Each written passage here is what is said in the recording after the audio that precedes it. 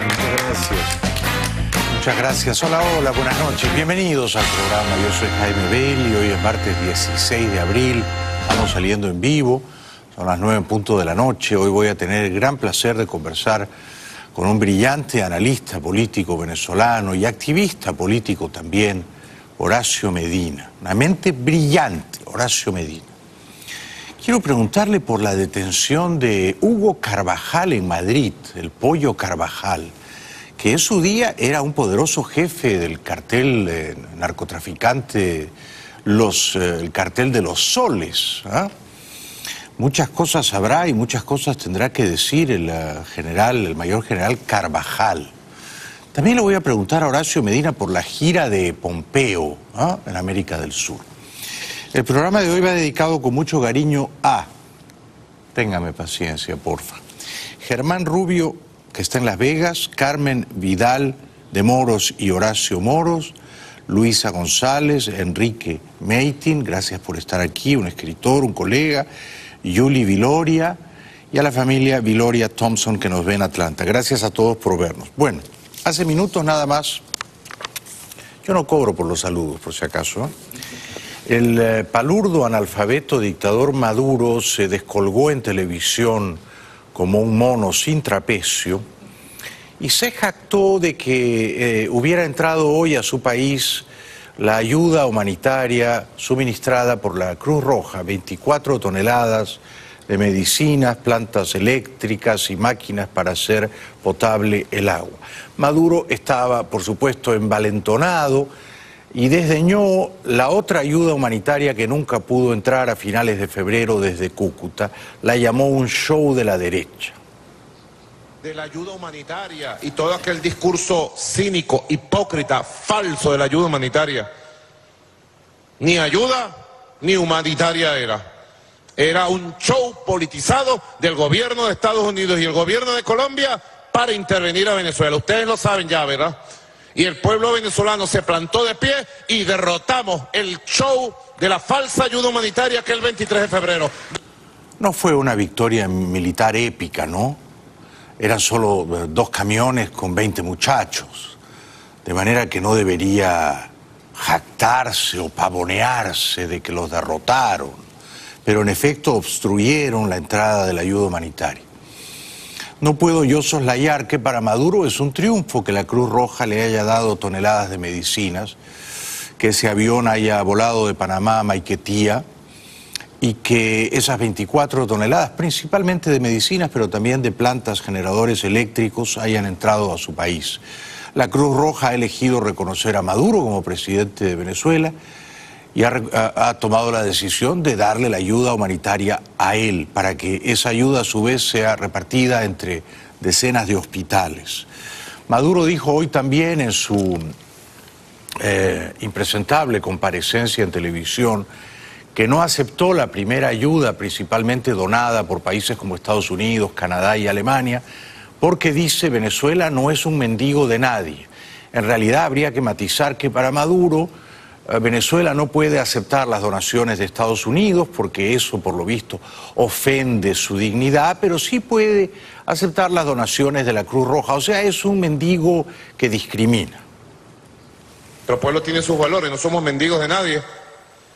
Para que se nos trate como mendigos y se mande una carne podrida, una comida podrida ahí y decía que era ayuda humanitaria. Comida podrida que le sobra al ejército de Estados Unidos, una comida podrida que le sobra al ejército y lo que le sobra, las sobras, las agarran en una caja y las mandan a Colombia. Y después querían meterla a la fuerza a Venezuela. A la fuerza, nada. Por las malas, nada. Por las malas somos firmes, duros, bravíos. Con nosotros no, se equivocaron con nosotros. Por las malas, con amenazas y chantaje, nos plantamos pues bien duro, de frente al imperialismo. Que, de nuevo, el imperialismo eran 2 camiones y 30 muchachos, ¿no? Así cualquiera se planta firme. Pero es gracioso cuando Maduro dice que no aceptó la ayuda que venía de Cúcuta porque eran sobrantes de las obras que sobraban. ¿Se entiende?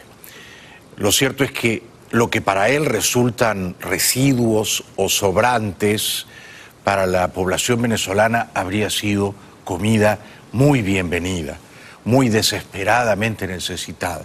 Pero para Maduro son sobras porque él, por supuesto, come opíparamente, no 3 veces al día.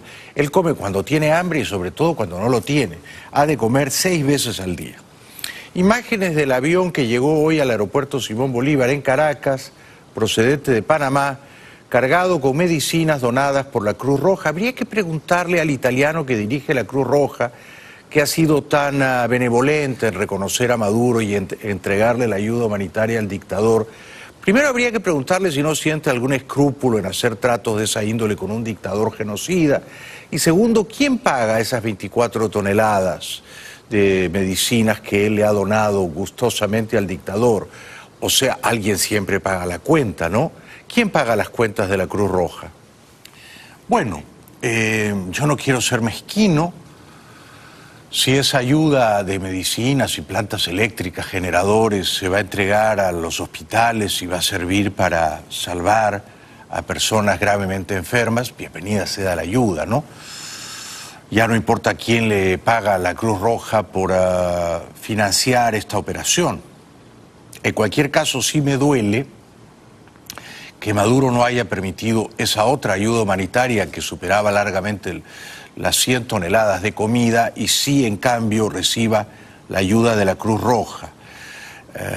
De modo que, y que quede claro, todo ha entrado con la aprobación explícita del dictador. Un primer cargamento de ayuda humanitaria de la Cruz Roja llegó el martes a Venezuela. El presidente Nicolás Maduro aprobó su ingreso en medio de una pugna con el líder opositor Juan Guaidó, reconocido como presidente interino por más de 50 países.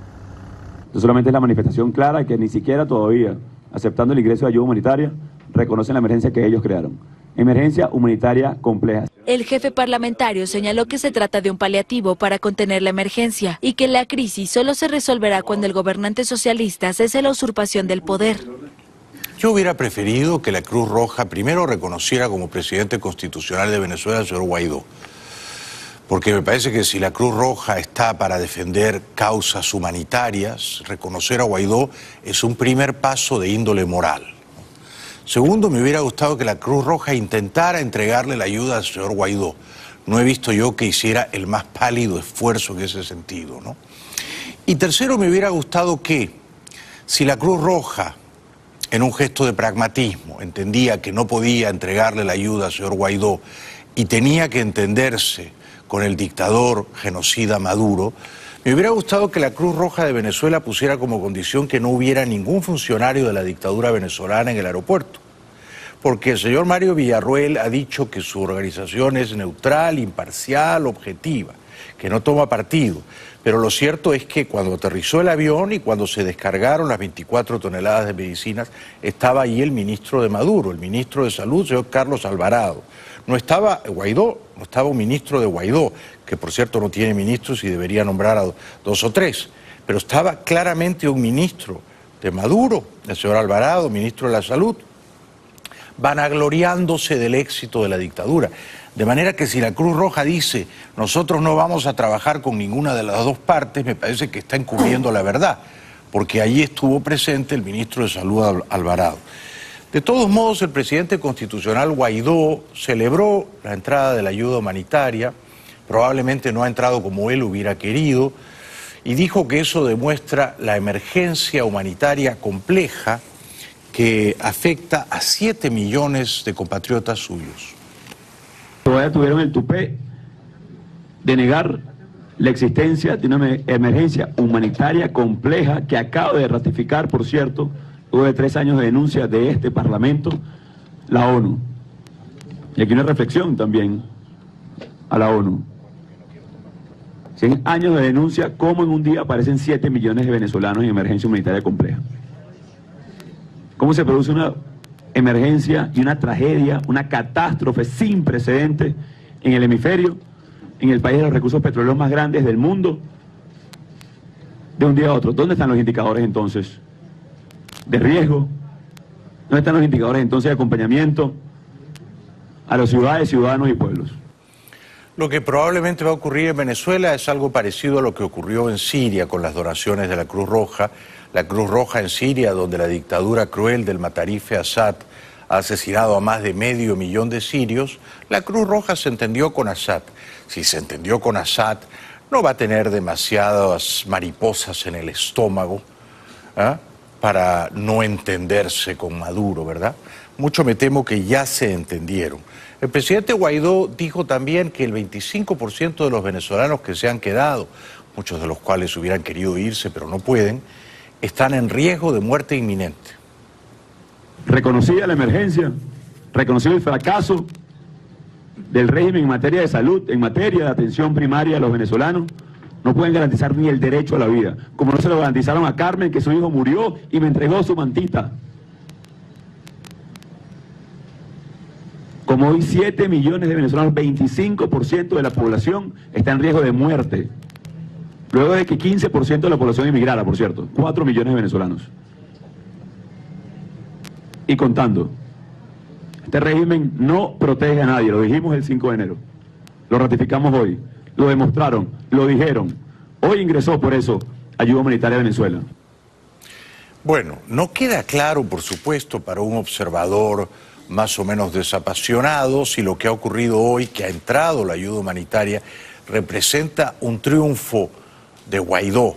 Él dijo la ayuda entrará sí o sí, y hoy podría decir, pues la ayuda entró, fue el segundo sí, se la entregaron a un ministro de Maduro, pero entró. De modo que en cierta medida ambas partes pueden reclamar un éxito parcial.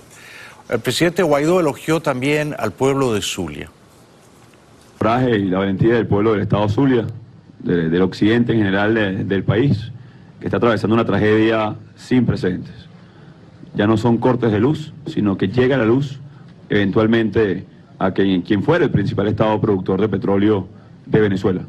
Al igual que sucede en Falcón, al igual que sucede en los Andes, al igual que sucede en la mayoría hoy del país, donde la falta de electricidad, de servicios públicos, del agua, de alimentos, de acceso a bienes y servicios, es una tragedia en lo que se ha convertido en la cotidianidad hoy del venezolano. La otra noche, un mar humano, esto fue muy impresionante en Maracaibo, encendía celulares para vitorear a un Guaidó afónico. Mi percepción, pero es también mi deseo, y ambos están entreverados, es que el pueblo de Venezuela sigue estando encolumnado detrás de Guaidó y que su popularidad, su influencia, su predicamento no se han visto socavadas en modo alguno. Otras imágenes de Guaidó estos últimos días en Maracaibo hablándole a una enorme multitud. Aquí estamos exigiendo nosotros, por supuesto, que logremos la diferencia organizados. Hoy en medio del calor, de la gran cantidad de gente que tenemos aquí hoy, y sé que agobia el calor, y este sacrificio que estamos haciendo en este momento aquí no es en vano. Este sacrificio que estamos haciendo aquí es por nuestros jóvenes, es por nuestros estudiantes, es porque nuestra familia regrese a nuestro país. Entre tanto, el diputado opositor Pizarro celebró la entrada hoy de la ayuda humanitaria de la Cruz Roja y anunció que llegarán más aviones a Maiquetía. En resumen, hoy ha llegado un avión producto de este esfuerzo. Este avión va a ir a los hospitales del sistema de salud. En las próximas semanas seguirán llegando otros aviones y estarán sumándose otros organismos humanitarios y otras agencias. Y sintámonos orgullosos de lo que en esta Asamblea Nacional se ha asumido como un compromiso. Hoy con la frente en alto podemos decir que estamos dando resultados. Pizarro dijo también que es un triunfo de la resistencia. El jefe o presidente o director de la Cruz Roja en Venezuela, el señor Mario Villarroel, alguna gente me habla muy mal de él. Otra gente, mi amigo Nelson Meserane, de Diario Las Américas, me habla muy bien de él. Yo no sé a quién creer. Por principio, desconfío. El señor Villarroel estuvo presente en el aeropuerto y festejó la llegada de las 24 toneladas de medicinas, plantas eléctricas y máquinas para hacer el agua potable. Mucha alegría y responsabilidad. Quiero informar a todos que en este momento está ingresando a Venezuela el primer envío de ayuda humanitaria de la Cruz Roja. Se trata de suministros médicos, plantas eléctricas y medicinas que serán distribuidos en distintos hospitales del país, tal como lo informó el presidente de nuestra Federación Internacional, doctor Francesco Roca, el 29 de marzo pasado. Aparentemente van a ser distribuidas esas medicinas y esos generadores en 8 hospitales y 30 centros ambulatorios. Y la idea es que sirvan para salvar vidas, ¿no? Para atender a los que están sufriendo. Y esa debe ser, por supuesto, una causa superior a las riñas políticas. El señor Villarroel agradeció a las oficinas del Estado venezolano por las facilidades que le han prestado. Agradecemos a todas las instituciones del Estado y a las privadas que hicieron posible el acceso de esta ayuda y reafirmamos que la misma será distribuida conforme a los principios fundamentales de nuestro movimiento, especialmente los de neutralidad, imparcialidad e independencia. Ahora bien, yo le pregunto con todo respeto, señor Mario Villarroel, primero, ¿de veras cree usted que en Venezuela hay instituciones del Estado? No hay tal cosa, señor. No hay instituciones en Venezuela. El gran problema, la gran tragedia de Venezuela es que la democracia republicana fue asaltada, fue prostituida por el chavismo. Lo que usted llama instituciones del Estado son cuevas de ladrones, cuevas de ampones. Esto primero. Y lo segundo, si usted dice que la Cruz Roja es neutral, ¿por qué estuvo allí presente supervisándolo todo y vanagloriándose del éxito de la operación el ministro de Maduro, ministro de la Salud, el señor Carlos Alvarado, como vemos a continuación? Esto no parecía neutral, señor Villarroel. Acá en el Aeropuerto Internacional Simón Bolívar de Maiquetía, recibiendo el primer cargamento de asistencia técnica humanitaria proveniente de la Federación Internacional de Asociaciones de Cruz Roja y Media Luna Roja. Esto, como fue acordado con el presidente de la República Bolivariana de Venezuela, Nicolás Maduro, pues hubo una mesa de trabajo con la Federación Internacional de la Cruz Roja, con la Cruz Roja venezolana, con el Comité Internacional de la Cruz Roja. El presidente aceptó la llegada, la entrega de esta asistencia técnica humanitaria. Este es el primer cargamento, viene procedente de Panamá. Con todo respeto, señor Villarroel, yo no me quiero enemistar con usted, pero no parece neutral. Si usted quiere que parezca neutral, que no esté nadie de Guaidó y que no esté nadie de Maduro. Pero no está nadie de Guaidó y está el ministro de Maduro diciendo todo esto nos lo han entregado a nosotros. Todo esto lo ha aprobado Maduro. Y nosotros lo vamos a repartir. Entonces, no parece tan neutral, ¿no? Luego, por supuesto, y esto tampoco parecía tan neutral, los camiones y las camionetas de la Cruz Roja y del gobierno avanzaban con la ayuda humanitaria. Tenemos que ir brevemente a la publicidad, luego voy a conversar con un venezolano al que admiro mucho, Horacio Medina, una mente brillante.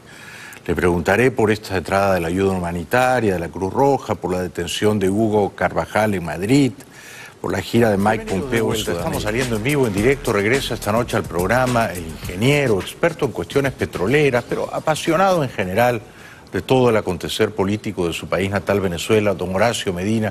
Un aplauso para él, por favor. Gracias. Bienvenido, gracias por estar aquí, Horacio. Privilegio estar de nuevo contigo y con toda la audiencia y con la gente que nos acompaña aquí hoy. Gracias. ¿Cómo interpretas, cómo lees la entrada de la ayuda humanitaria, principalmente medicinas y generadores eléctricos, hoy suministrados por la Cruz Roja? Bueno, yo lo leo como creo que debería leerse, como una derrota contundente del régimen. ¿Por qué crees que es una derrota? Bueno, porque durante muchos meses, años diría yo, han estado negando la situación de crisis humanitaria en el país. Han negado la crisis de la salud, han negado la crisis de los alimentos, han negado la crisis de las medicinas, por años lo han hecho. Y luego de la presión que ha habido internacionalmente, negaron la entrada de la ayuda humanitaria, ya vimos lo que dijo, el show de la derecha y todas estas cosas, pero al final del día aceptaron la ayuda humanitaria porque la ONU se vio en la necesidad de reconocer que hay 7 millones de venezolanos en esa situación de crisis y para poder reconocer eso tiene que venir por la vía de la Cruz Roja la ayuda humanitaria. O sea, ¿crees que es una derrota de la dictadura? Yo estoy absolutamente convencido. Yo creo que nosotros nos empeñamos en flagelarnos y decir, ay, Maduro ganó. No, Maduro no ganó, Maduro perdió porque tuvo que aceptar la ayuda humanitaria. ¿Y ganó quién? El pueblo venezolano. Yo creo que lo que dijo Miguel Pizarro está absolutamente en lo correcto el diputado. La gente tiene que decir, esta es la victoria de nosotros porque vamos a tener alguna medicina que es un paliativo nada más. Guaidó había dicho, entrará sí o sí. En este momento él puede decir, yo gané, entró. Si yo fuese él, yo lo diría. Sin ningún tipo de duda lo diría, porque es la realidad. Ahora bien, los voceros de la dictadura dicen, ha entrado, pero no la ayuda de comida podrida donada por Estados Unidos y no como ellos querían. Si entra, entra bajo nuestra aprobación. Por eso decía yo que en cierto modo es un triunfo de Maduro porque él saboteó lo otro y esto lo aprobó y lo supervisó y lo controló él. Yo creo que él no lo aprobó, él fue obligado a aprobarlo. Bueno. Eso es otra cosa. Y yo creo que aquí lo que hay que hacer es el juego correcto, porque no podemos seguir aceptando la desesperanza. Yo creo que eso es lo que nos mata siempre. Yo creo que hay que, al contrario, esto ha sido una victoria de la resistencia en el país. Ha sido una victoria del trabajo que se ha hecho internacionalmente, porque hasta la señora Bachelet ha tenido que replegarse y aceptar algunas cosas. Entonces, yo creo que no podemos seguir en esto. Yo creo que hay que entender que lo que se está dando en Venezuela es una lucha férrea. Sí. Yo te decía, como le dije a un periodista colombiano, que la diferencia con Colombia de los años 90 es que en los años 90 tú tenías a Pablo Escobar, Rodríguez Gacha, Rodríguez Orihuela, tenías al ELN, a la FARC, todos tratando de penetrar el gobierno para derrocarlo. En Venezuela ellos son el gobierno, sí. Ellos están en el gobierno. Exactamente. Y entonces la problemática es cómo los desalojamos nosotros a ellos. Claro. La pelea es una pelea muy difícil que Sí. tiene que venir de adentro, pero que es imprescindible la ayuda internacional. En ese sentido, a mí me duele, y te lo pregunto a ti, que si ese es un gobierno mafioso, el de tu país, y lo es, un gobierno de criminales, forajidos, de ampones, ¿cómo así la Cruz Roja se entiende tan fácilmente con ese gobierno, no? Bueno, yo creo que muchas veces hay cuestiones que siempre prevalecen y es lo que hemos dicho. Yo creo que muchas veces los intereses prevalecen sobre los principios. Yo no tengo ninguna duda en que el señor Mario Villarroel me ha dado demostraciones inequívocas desde Chávez y con Maduro de cuál es su preferencia y qué hace él para mantenerse como presidente de la Cruz Roja. Él dijo reiteradas veces que en Venezuela no había crisis humanitaria y que él no iba a permitir que se politizara. Y hoy fue el protagonista de esa politización. O sea, ¿crees que Villarroel de la Cruz Roja venezolana es un chavista encubierto? Yo creo que tiene una solapado, tendencia a aceptar eso para poder prevalecer sus intereses. Claro. Yo lo diría así. Claro. ¿Y te pareció apropiado que en Maiquetía, mientras llegaba el avión de la Cruz Roja, estuviera un ministro de Maduro, el ministro de Salud Alvarado? No parecía neutral, ¿no? Es que esa ayuda humanitaria no la pidió el gobierno, esa es una ayuda humanitaria que está dando la Cruz Roja. Claro. Y es la Cruz Roja la que ha debido ser el protagonista de eso. Si tú hubiese sido, como quieres decir, equilibrado, neutral, que no vamos a permitir que esto se politice, yo no hubiese permitido que hubiese estado allí ningún representante del régimen usurpador de Maduro. No podría estar más de acuerdo. Y punto. Sencillamente, esto lo va a recibir la Cruz Roja. Correcto. Lo va a manejar la Cruz Roja. ¿Tú sospechas que la ayuda o parte de ella no llegue a los lugares correctos y, digamos, se la roben o se la atribuyan, se la adjudiquen? Yo casi te diría que tengo la certeza de que muchos de esos generadores van a parar en algunos edificios donde habitan muchos de los jerarcas o en alguna de las grandes mansiones. Yo casi te aseguraría que eso va a ocurrir. ¿Seguirán llegando aviones con donaciones de la Cruz Roja? Claro, son miles de toneladas, van a llegar muchísimos aviones de ayuda, precisamente porque desde el régimen van a tratar de convertir esto en una victoria. Siempre lo hacen. Esa es la característica de quienes manipulan la información y la comunicación. Y acuérdate que tú tienes un psiquiatra perverso, terrible, detestable en el Ministerio de Información y Comunicación. Exactamente, perverso. Y entonces, si la Cruz Roja regala todo esto a la dictadura de Maduro, digamos, ¿quién paga la cuenta? ¿Quién financia la Cruz Roja? ¿No será que Estados Unidos, Canadá, Alemania y Japón? Yo te diría que sí, por la vía de la ONU, Banco Mundial, Banco Interamericano, Fondo Monetario. Pero al final son los países ricos. Yo te diría que no vino de Rusia, de donde iba a venir ayuda humanitaria, ni de China tampoco vino. Es decir, que ocurre la paradoja o la ironía de que los países que reconocen a Guaidó le están pagando a la Cruz Roja la ayuda humanitaria que ella le entrega a Maduro. Es probable, es muy probable que haya una porción de eso que venga por allí. Yo creo que tiene que ser, porque ¿de dónde viene el dinero de la Cruz Roja? Yo, si fuera Estados Unidos o Canadá o Alemania, que han reconocido a Guaidó, yo le diría al jefe de la Cruz Roja Internacional, con nuestro dinero usted le entrega la ayuda a Guaidó, no a Maduro. Bueno, es una forma también adicional de presionar y creo que al final del día eso podría haber ocurrido. Sí. Lo importante aquí es entender y que la gente entienda claramente que es una victoria de Guaidó. De Guaidó y de la gente que acompaña a Guaidó en la resistencia. Yo creo que eso es imprescindible para seguir adelante. ¿Estás notando en la atmósfera una cierta desesperanza en el campo opositor entre las tropas de Guaidó, decías? Yo lo he notado la semana pasada, entre varios opositores que vinieron aquí a criticar encarnizadamente al presidente Guaidó. Yo creo que es algo así como esa suerte de profecía autocumplida, ¿no?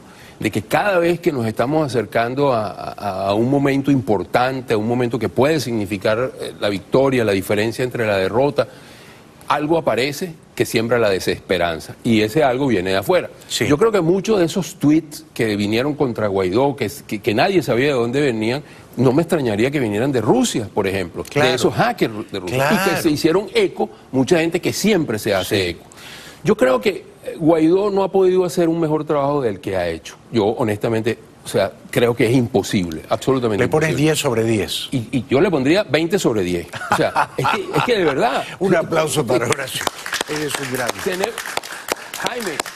Jaime, enero, febrero, marzo y abril. Claro. ¿Y dónde estamos? Claro, o sea, no se han cumplido 3 meses todavía. Claro, y es que... Y ya la gente lo critica, le dicen que su tiempo pasó, que no aprovechó el momento. Y yo le digo algo a mucha de esa gente, no es cierto. No es cierto que la intervención o la invasión no se ha producido porque Guaidó no lo ha pedido. Eso no es cierto. Sí. No lo ha pedido porque no es el momento. Y si me preguntas, pregúntame si yo estoy de acuerdo con que la haya. Sí estoy de acuerdo. Pero no es el momento todavía. ¿Por qué crees que no es el momento? Porque esto tiene que emerger de adentro hacia afuera. Pero para que emerja de adentro... Bueno, hay que apoyar a Guaidó. Guaidó tiene que recibir nuestro apoyo, pero Guaidó tiene que propiciar la confrontación. Yo creo que ha venido creciendo. En el mes de diciembre nadie daba medio por la salida democrática en Venezuela, hacia una democracia, hacia la libertad. Nadie daba ni un medio. Un medio es la cuarta parte de un Bolívar, ¿no? Por si acaso. Y ahora, en cambio... Yo creo que ahora hay algo que te dice que eso va a ocurrir, que está sucediendo, que es irreversible. Y eso ha ocurrido precisamente porque se ha venido construyendo ese movimiento. Ahora, que nosotros estemos desesperados, que yo quisiera que eso hubiese ocurrido. Yo hubiese querido que esto ocurriera hace 20 años atrás. Sí, ahora, a mí me decepcionó levemente, aunque estoy con él hasta el final, que el presidente Guaidó dijera en una entrevista: la intervención militar no es una opción, está descartada. ¿Hace bien en descartarla? Bueno, él dijo que estaba descartada, pero no dijo cuándo. Pues está descartada en este momento. En este momento. Por ejemplo. ¿Y quién va a decir? ¿Tú te imaginas a Abrams o a Bolton diciendo el próximo lunes a las 6 de la mañana vamos a invadir a Venezuela? O hacer unos bombardeos selectivos. O sea, nadie lo debe nadie anunciar, lo va a decir. Y Guaidó tampoco debe pedirlo. Si ocurre, que ocurra. Claro, pero quizás en un momento determinado, si hay una rebelión cívica en el país, hay una sumatoria, una fractura en el sector militar que falta, y hay además un aplastamiento brutal por parte del régimen y de algunos de los que allí se ocultan, yo creo que en ese momento habría que pedirlo. Porque, de nuevo, es que tienes a los narcotráficos, tienes a los forajidos en el poder. Pero entonces tú tienes claro que primero tiene que haber una gran convulsión interna para que luego se produzca la ayuda externa. Efectivamente, y yo creo que eso es lo que se está construyendo, que es lo que se está haciendo. Y tú ves estas manifestaciones, mucha gente dice, ay, sí, manifestaciones, pero todas son pacíficas de 3 horas. Bueno, las cosas hay que construirlas. ¿Dónde están las redes? ¿Dónde están los partidos políticos? Han sido destruidos.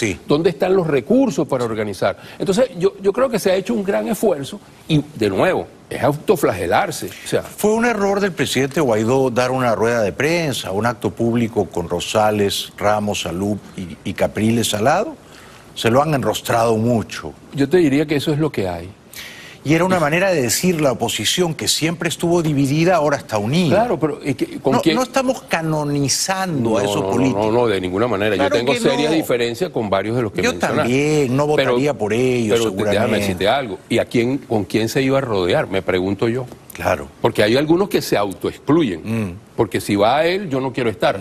Error. Si va él, yo también quiero estar. Y si yo hubiese estado ahí, yo hubiese estado ahí. ¿Y por qué no está María Corina en la bueno, foto? preguntémosle a ella, porque ella ha debido estar ahí. Y yo estoy seguro que Guaidó no le dijo, no venga.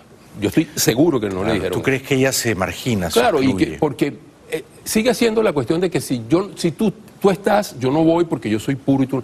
Eso no existe. En política no existe. La oposición tiene que estar unida. Tiene que estar. Es la única forma que lo logremos, que podamos lograr. Primero hay que derrotar a Maduro, sacarlo del poder, que hay una democracia. Cuando hay una democracia ya nos peleamos entre nosotros, ¿no? Sí, bueno, y con mucho gusto. Además, claro, eso es la idea. Esa es la idea de la democracia. Así es. Luego habrá un parlamento donde hay una representación muy variopinta y todo el mundo se pelea con todo el mundo en un clima de libertad. Correcto. Pero que ahora nosotros nos estemos disparando como caníbales, bueno, eso le sirve tanto a Maduro. Pero es que, Jaime, mira, siempre es como un deporte que se ha hecho un deporte nacional de los venezolanos. Tan pronto, si tú dices algo, yo te critico. Si no dices nada, te critico porque no dices nada. Y entonces así no podemos construir. Hay que construir en torno a Guaidó. No hay otra alternativa. Esa es la alternativa que tenemos en este momento y que no habíamos tenido desde hace muchísimo tiempo. Y que ha propiciado enormes avances. Absoluto. Yo digo lo mismo, no hay peor enemigo de un venezolano opositor que otro venezolano opositor en el exilio. Sí, y yo creo que eso deja de tener todo sentido. Se pierde el sentido común. Claro, claro. Y la lucidez de decir dónde está mi adversario, mi enemigo, y quiénes son mis aliados temporales, mis compañeros de ruta para ganar la guerra. Pero es que tú tienes que verlo cuánto hemos avanzado. Tienes en el Grupo de Lima. Claro. Tienes un embajador reconocido por el gobierno de los Estados Unidos. Sí. Tienes un representante en la OEA, cuando estábamos fuera de la OEA, ahora tenemos un representante en la OEA. Hay una lucha por tener representantes en la ONU, hay embajadores en países y 54 europeos. Gobiernos que reconocen a Guaidó. Caramba. Es todo el mundo libre. Exacto. No es poca cosa lo que se ha avanzado. Y la gente tiene que entender... Todo lo que está en el poder tiene demasiados vínculos, demasiados nexos, narcotráfico, están los rusos, los iraníes, los chinos, Hezbollah, etcétera. Todos son nexos, todos son vínculos y todos son vínculos con países. Entonces hay que entender eso. Sí. Después de la pausa te voy a preguntar por la detención sorprendente para mí, porque él había pasado ya a apoyar al presidente Guaidó, del general Carvajal, Hugo el Pollo Carvajal, y por la gira de Popeo por Sudamérica. Regresamos con el gran Horacio Medina, un aplauso para él, por favor.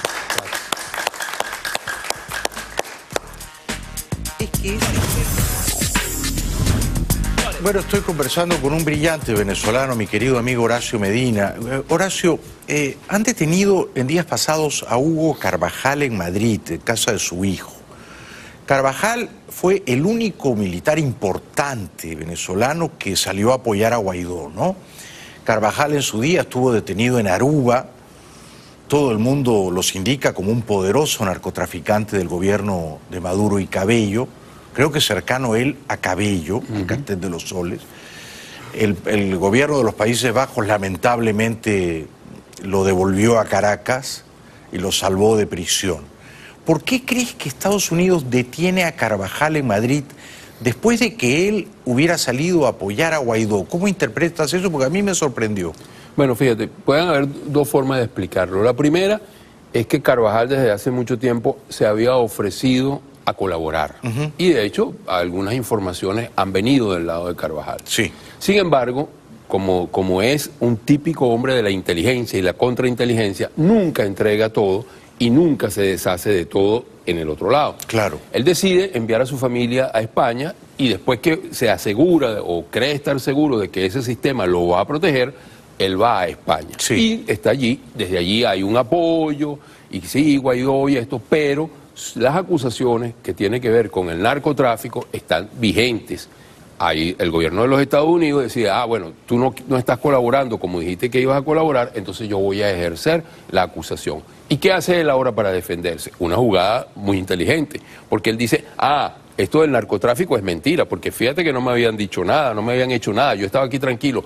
Ahora, como a ellos les interesa la información que yo manejo políticamente para poder horadar el poder que todavía tiene Maduro, entonces me quieren llevar a los Estados Unidos. Pero no es por narcotráfico, es porque políticamente les conviene y yo tengo información. Entonces, ese es un mecanismo de defensa para tratar de evitar la extradición por cuestiones de narcotráfico. ¿Puede que prevalezcan él y sus abogados? Yo todavía tengo la inclinación a que eso no va a ocurrir, pero no es descartable. Yo creo que por lo menos va a lograr diferir la decisión que van a tomar. ¿Y si sus abogados ganaran con ese argumento, él se quedaría en España?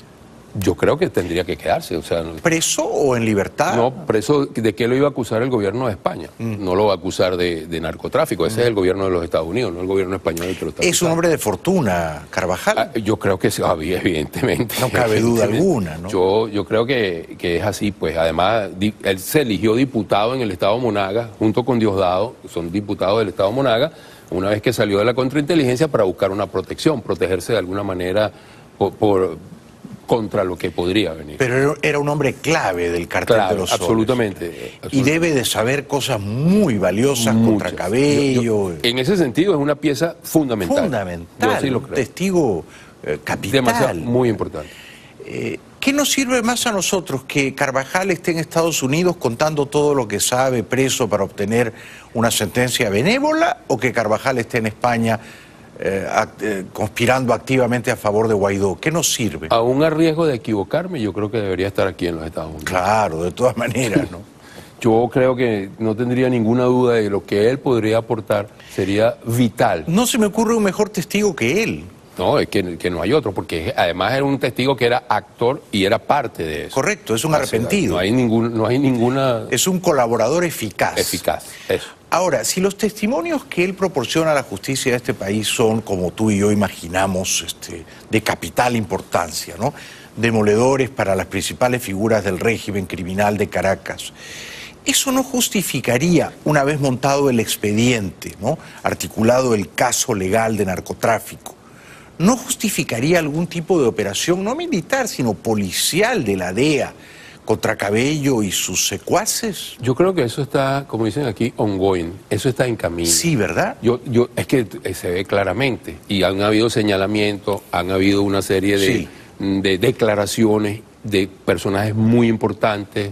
Y yo creo que todo eso se está articulando. Lo que pasa es que muchas veces tampoco entendemos la forma de pensar que tienen la gente en los Estados Unidos. Y no nos dicen su plan y hacen bien en no decirlo. Por supuesto, yo mientras menos lo sepa, mejor. Claro, pero esa sería quizá una gran contribución de Estados Unidos. O sea, ir a Venezuela, capturar a los narcos que se indique Carvajal, contra los cuales hay pruebas irrefutables, y traerlos a la justicia de este país. Si a eso le suma los viajes del avión de Irán, los viajes del avión de Siria y todo lo que tiene que ver con Hezbollah, los grupos terroristas, y todo el financiamiento, tú podrías entonces armar un doble caso muy interesante, porque esas dos cosas confluyen en el régimen. De narcotráfico y de terrorismo. Y aparte del lavado de dinero, la corrupción. Claro, es un estado criminal, ¿no? Es un estado narcotráfico. El crimen organizado en el poder. En el poder, es un estado criminal. Cosa que nunca se ha visto, creo yo, en la historia de América. Todo en conjunto, no. Horacio, nunca. Nunca. Como has dicho tú, ha habido mafias tratando de penetrar. Sí.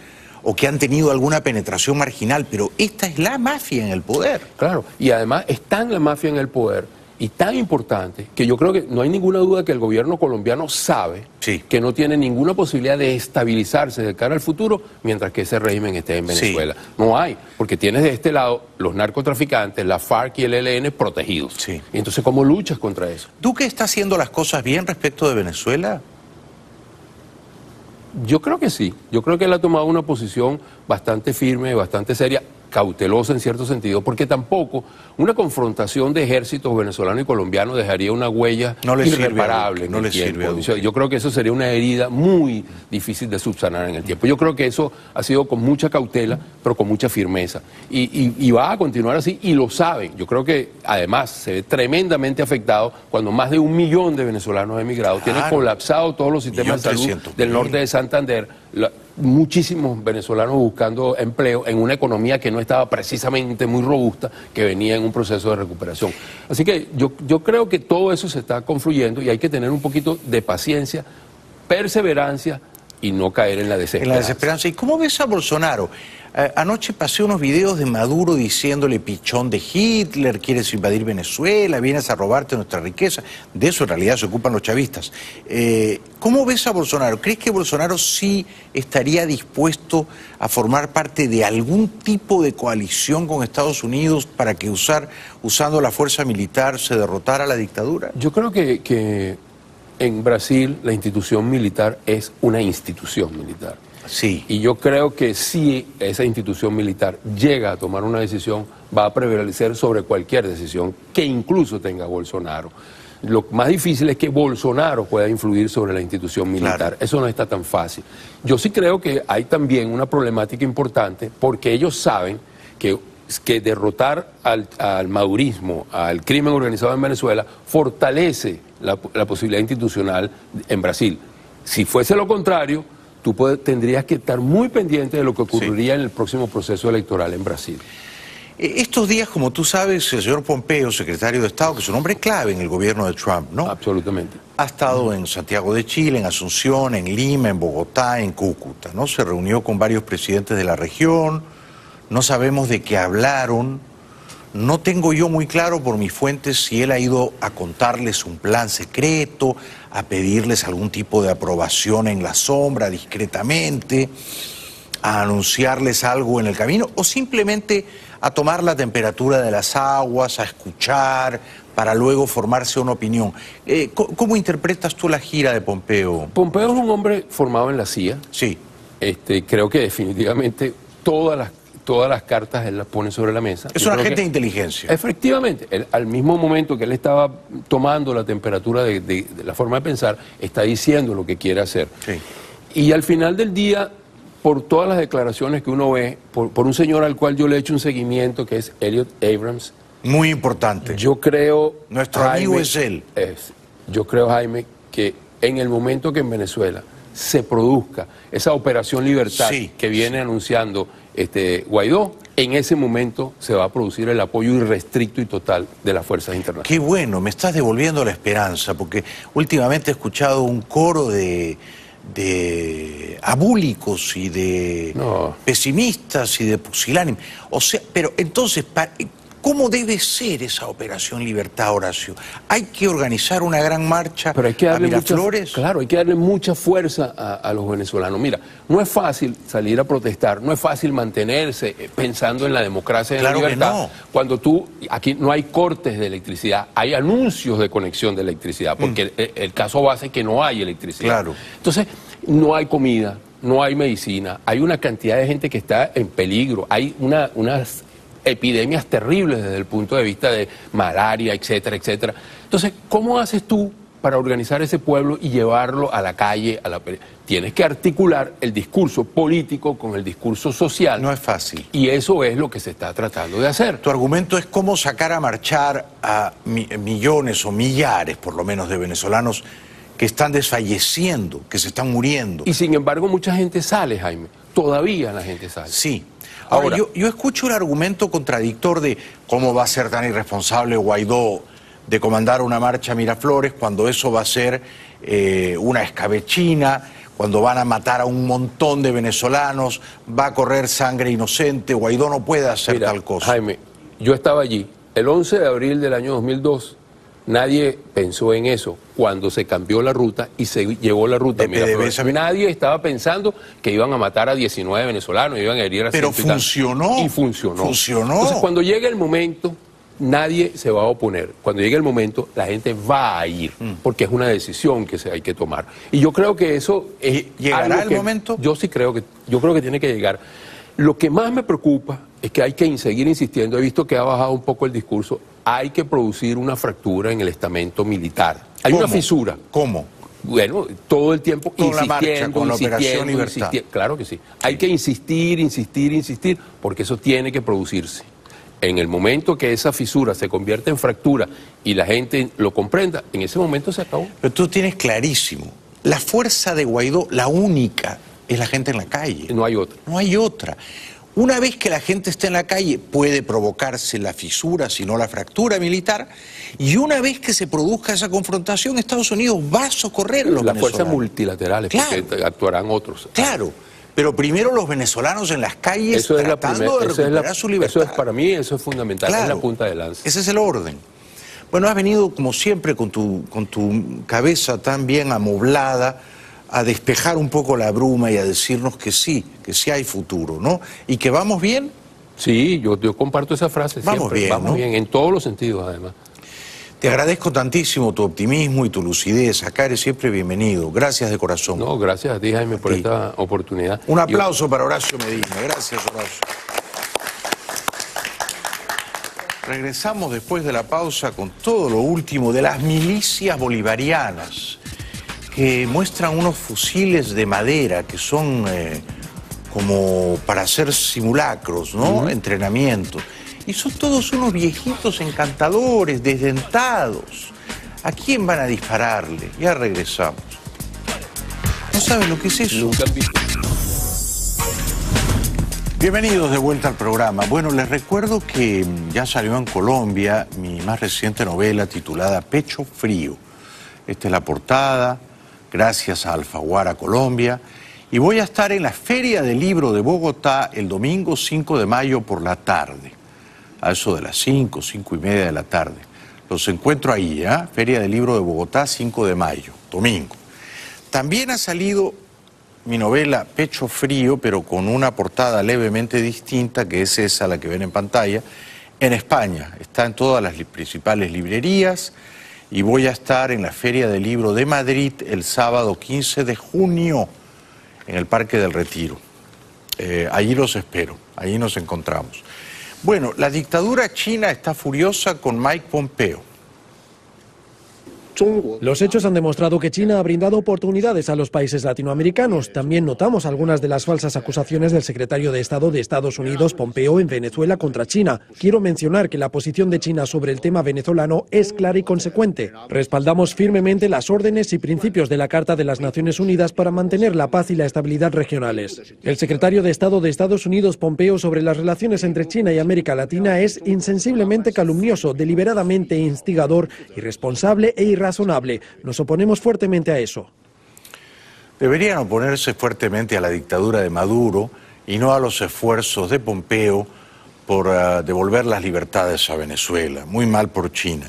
El senador Rick Scott, exgobernador de la Florida, dijo que lo que ocurre en Venezuela es ni más ni menos que un genocidio. Tenemos un genocidio en marcha. Maduro está matando a sus ciudadanos. Creo que todos los que se preocupan por lo humano saben que debemos unirnos para el ingreso de la ayuda humanitaria. Si tenemos que usar a todos los militares, no solo a los estadounidenses, sino a los militares de todo el mundo para ingresar y obtener la ayuda humanitaria que necesitamos. Resaltó el riesgo que existe en el hemisferio ante la presencia de funcionarios rusos y chinos. Tenemos que entender que nuestros dos enemigos más grandes en el mundo, Rusia y China, están en nuestro hemisferio. Ahora, sí me refiero a que si les permiten quedarse, sabes que a 2.000 millas de Florida pueden venir por tierra a Hezbollah. Allí está Irán. Es grave, y tiene las cosas claras el senador Scott. Bueno, entre tanto, el Grupo de Lima, que representa a un montón de países democráticos de América Latina, le pide a Naciones Unidas que haga un poquito más por Juan Guaidó, pero Naciones Unidas ni siquiera reconoce a Guaidó como presidente. El Grupo de Lima exhortó el lunes a Naciones Unidas a que tome acciones para detener la crisis política y económica en Venezuela. La declaración del grupo, firmada por Argentina, Brasil, Canadá, Chile, Colombia, Costa Rica, Guatemala, Honduras, Panamá, Paraguay y Perú, es un nuevo intento por elevar la presión internacional sobre el presidente de Venezuela, Nicolás Maduro. Exhortan al secretario general de Naciones Unidas, a la Asamblea General y al Consejo de Seguridad a tomar acciones para evitar el progresivo deterioro de la paz y la seguridad y a brindar urgente asistencia humanitaria a la población y a los migrantes procedentes de Venezuela. Bueno, Naciones Unidas no va a hacer absolutamente nada. No esperemos nada de Naciones Unidas. Un periodista de Estados Unidos llamado Max Blumenthal revela, y esto lo ha por supuesto propalado con aspavientos Telesur, que recientemente se ha celebrado en Washington una reunión secreta en la que se ha discutido la posibilidad de usar la fuerza militar para liberar a Venezuela. Blumenthal dice que en esa reunión estuvo el embajador Vecchio, que estuvieron seguramente Bolton y Abrams, y sobre todo generales de Estados Unidos y de Colombia. Ojalá sea verdad. Estoy tratando de corroborar con mis fuentes si esa reunión ocurrió. Ojalá, ¿no? Estaban extremadamente nerviosos de que alguien en los medios de comunicación supiera sobre la existencia de este evento. Fue una reunión de muy alto nivel, con básicamente las principales personas de Washington involucradas en la elaboración de la política de Trump sobre Venezuela, y querían mantenerla lo más privada posible. Realmente muestra que las opciones militares están siendo consideradas seriamente en este momento, después de que todos los otros mecanismos que Trump ha puesto en juego parecen haber fallado. Cualquier invasión a Venezuela por parte de Estados Unidos estaría supeditada al consentimiento de los gobiernos de Colombia y Brasil, y no está claro que obtendrán ese consentimiento. No va a haber una invasión, como dice con ligereza este señor Blumenthal. Puede que en su momento haya una breve, quirúrgica operación militar, pero no va a ser una invasión con miles de hombres en tierra. No creo que haya sido una reunión de alto nivel, tendría que haber estado Trump allí o Pompeo. Además no me invitaron a mí, si no me invitaron no fue de alto nivel. Por otro lado, dice que la idea era mantener todo en privado. Bueno, en las reuniones secretas esa es la idea, tal vez por eso en realidad no me invitaron, ¿no? Bueno, estas son las temibles milicias bolivarianas. Fíjense, si este video lo ven en el Pentágono, lógicamente van a decir a Venezuela no podemos entrar ni siquiera marginalmente porque frente a ellos nos van a aplastar. Mete miedo esta. Bueno, son milicianos miopes, son milicianos con las próstatas inflamadas, son milicianos septuagenarios, octogenarios, son viejitos jubilados a los que les han puesto un uniforme, pero ya con la miopía creciente es difícil darle al blanco, ¿no? En Petare se organizan los milicianos y comparten, en fin, en un clima de camaradería y fraternidad, la utopía de que ellos van a demoler al ejército del imperio. Hay ahí un perrito que mueve la cola, se reparten bebidas espirituosas y el clima de guerra prevalece en el aire. En Petare, al este de Caracas, el gobierno chavista aún cuenta con una base de seguidores. El teniente es un exmilitar. Bueno, señores, los milicianos, prestad atención. Dirige un batallón de 300 milicianos en el sector José Félix Rivas. Vamos a ver aquí un plan de defensa, donde supuestamente puede haber en nuestro territorio una intervención armada por parte de los Estados Unidos de América. Esto mete miedo, ¿no? Esto mete miedo. Es un batallón fiero, ¿ah? Listo para enfrentar al ejército invasor del imperio. Pero como no hay fusiles de verdad, reparten fusiles de madera. Este es el armamento que vamos a utilizar de madera para este simulacro. Todos los sábados, estos simples ciudadanos practican ejercicios militares.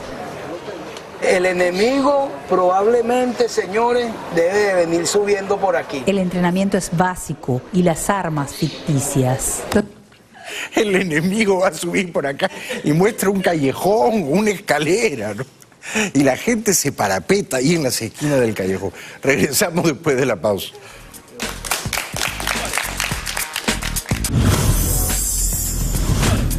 ¿Quién entiende al presidente mexicano, al charlatán López Obrador? Ha resucitado Cantinflas, ¿eh? Ha resucitado el Chavo del Ocho. Juzguen ustedes.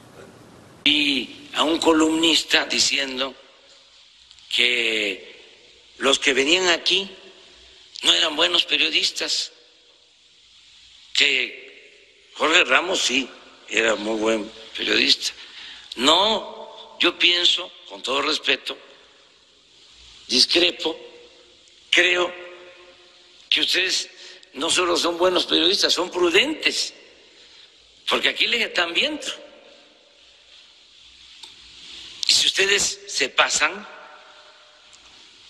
pues ya saben, ¿no? Lo que sucede, ¿no? No, yo no sé. Yo no sé lo que sucede. Es el Chavo. Pero además, él dice, sugiere primero que Jorge Ramos no fue un buen periodista porque lo cuestionó severamente. Jorge es un muy buen periodista. Y segundo, le sugiere a todos que sean prudentes, comedidos, ¿no? Que no se atrevan a hacer preguntas demasiado hostiles. Y luego los amenaza, porque eso es una amenaza velada. Le dice, ya saben lo que les va a pasar, ¿no? Si se pasan, ya saben lo que va a suceder. No, yo no sé lo que va a suceder. Pero lo que él sugiere es que si ellos, los periodistas, le hacen preguntas aguerridas, los van a despedir. Eso es lo que él sugiere. O sea, que los está amenazando. Y luego también amenaza a los medios periodísticos, López Obrador. Dicen, es que el presidente no debe desacreditar a los medios. Los medios sí pueden desacreditar al presidente y el presidente no se debe de defender, se tiene que quedar callado. Eso sí, no. Voy a ejercer mi derecho de réplica, siempre, con respeto. Suena inquietante, ¿ah? Porque, señor López Obrador, los medios periodísticos están para cuestionar al presidente, para criticarlo. No están para aplaudirlo, están para criticarlo. ¿Ah? Ahora, el presidente no está para criticar a los medios periodísticos. Esa no es su función, ese no es su trabajo. Cuando el presidente critica con mucha hazaña y con mucho rencor a los medios periodísticos, se pone en entredicho la libertad de prensa, porque entonces el presidente tiene la tentación de decir cuáles son los medios periodísticos buenos y cuáles los malos. Cuidado que usted se está parando al borde de ese abismo. Cuidado, señor López Obrador. Bueno, hay elecciones generales en España, no este fin de semana, pero el siguiente, domingo 28 de abril. El candidato del Partido Popular de derechas, Pablo Casado, dijo esto. Esas personas mayores, Zapatero les congeló las pensiones. Igual que hizo Felipe González en el año 96, que dejó quebrar el sistema. Zapatero congeló las pensiones por primera vez en democracia, lo más cruel, lo más fácil para un pésimo gobernante, que es recortar a aquellos que no se pueden defender. Aquellos que han estado 40 años partiéndose la espalda, pagando cotizaciones sociales, para que luego vinieran esos que van de progresistas a pegarles un hachazo cuando ya se habían jubilado. Eso es lo que hace la izquierda y eso es lo que pretende hacer ahora Pedro Sánchez, poniendo en riesgo el empleo con esta crisis económica a la que nos está llevando irremediablemente. Muy bien dicho, señor Casado. Yo creo que Zapatero ha sido el peor presidente de España desde que ese país recuperó las libertades, la democracia. El peor. Dejó la economía quebrada para luego terminar siendo un tonto útil de Maduro. El socialista Sánchez, Pedro Sánchez, actual presidente de gobierno que va a la reelección, atacó a la ultraderecha. Desde el 2 de diciembre, desde que en Andalucía volvió a estar representada la ultraderecha con su propio partido, pues no se había puesto en cuestión el consenso que alcanzamos en el año 2004 en torno a la lucha contra la violencia de género. No se había puesto en cuestión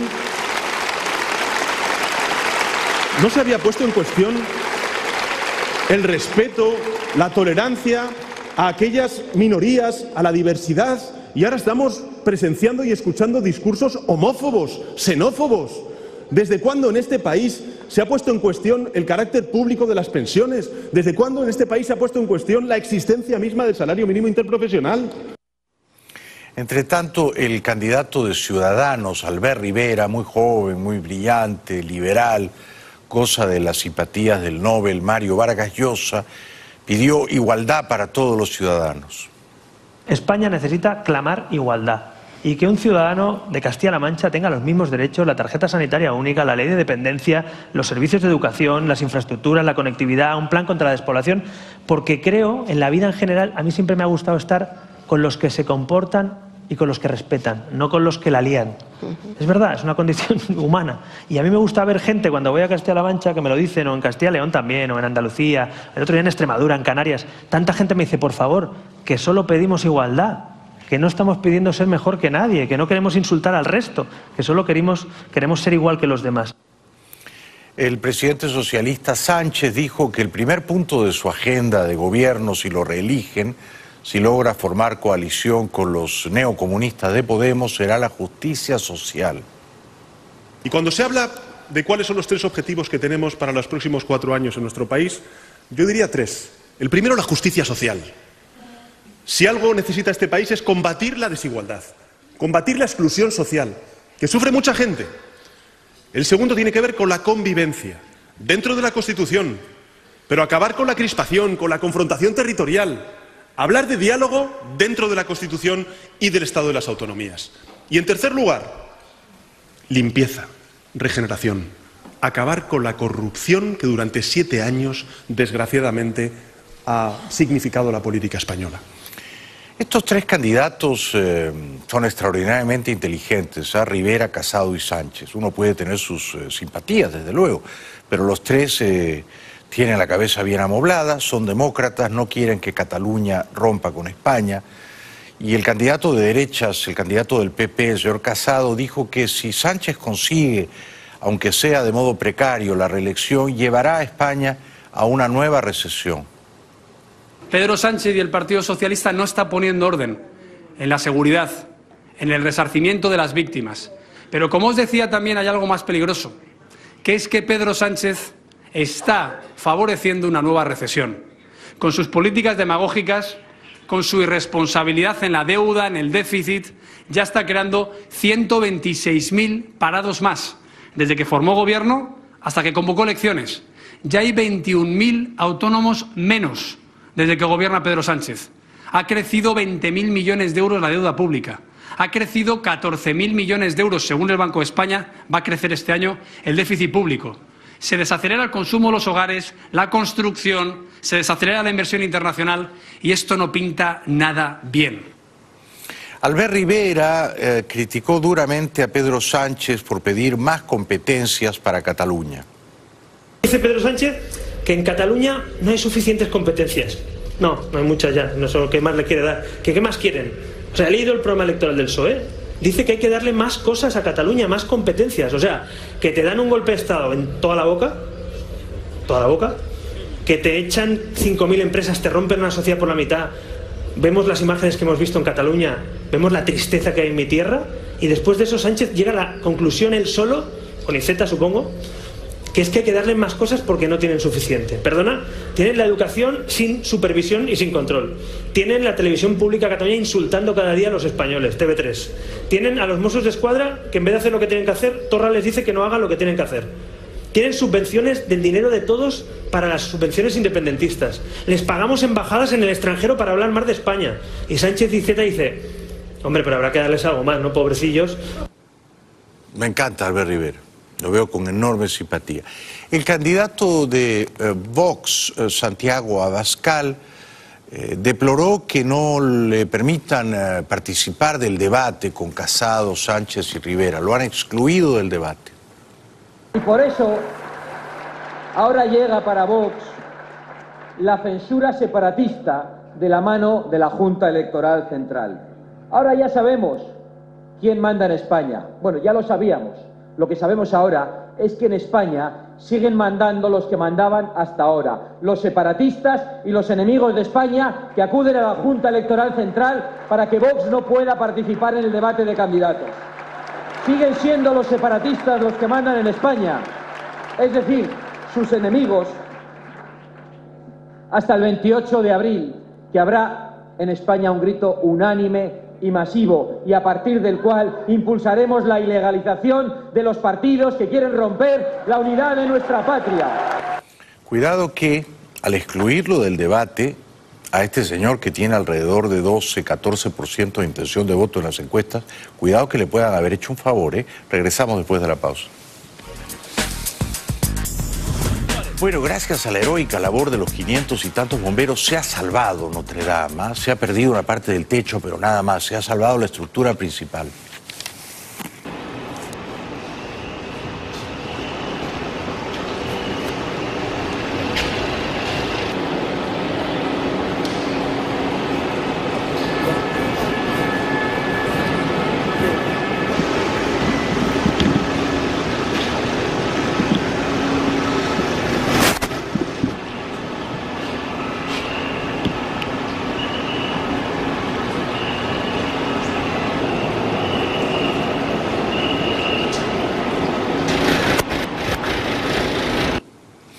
Tomó casi 200 años construirla. Se terminó de construir hace 8 siglos, no se iba a destruir en un incendio de 4 horas, por el amor de Dios. El espíritu de Quasimodo, el jorobado de Notre Dame, pervive allí arriba de la catedral. Ya regresamos. Bueno, muchas gracias a todos por vernos, nos ven en todas partes, nos ven en todo el mundo, ¿no? Ahora la tecnología permite esa maravilla. Gracias de corazón a las personas que han venido aquí esta noche al estudio tan queridas. Nos vemos mañana a las 9 en punto de la noche. Buenas noches, hasta mañana.